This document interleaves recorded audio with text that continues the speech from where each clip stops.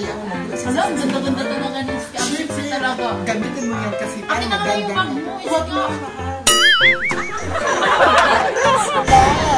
Ayan. Ito na pala yung yung promise ko sa'yo na ibibigay kong foundation. Dato, kapag ganito. Talaga? Yan, itong ginagamit ng anak. Gamitin mo. Okay po. Ay, salamat po. Sige po. Ang ganda mo naman. Loida? Loida? Yes? Ito pala yung yung makeup na pinamis ko sa'yo na bibigay ko sa'yo. Gamitin mo yan. Maganda yan, Loida. Maganda ba to? Yeah, maganda yan. Baka makasira to ng mukha. Tingnan naman ako. Thanks. Binigyan ako naman ng Scam. Ano yan? Binigay niya dahil promise niya yan sa mga kapitbahay.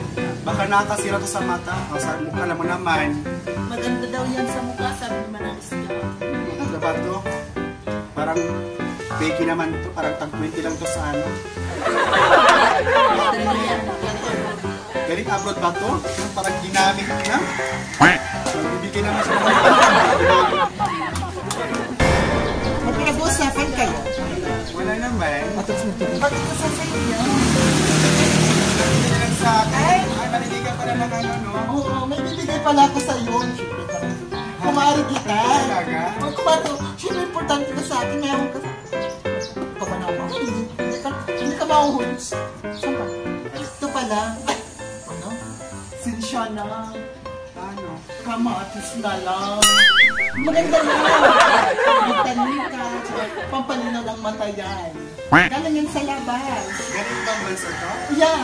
Tag 20 lang hindi na may kuhan. Mahal ito. Dollar. Yung anak tika nga kuhan. Dollar bala ako.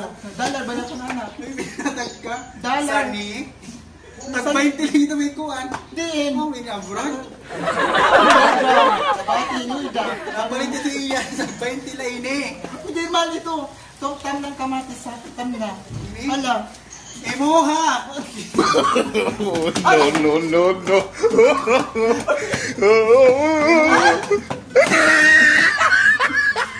Gabi ka naman.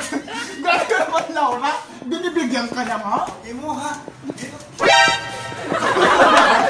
Ano? Di ba kailangan kamatis? Emuha ito. Ano?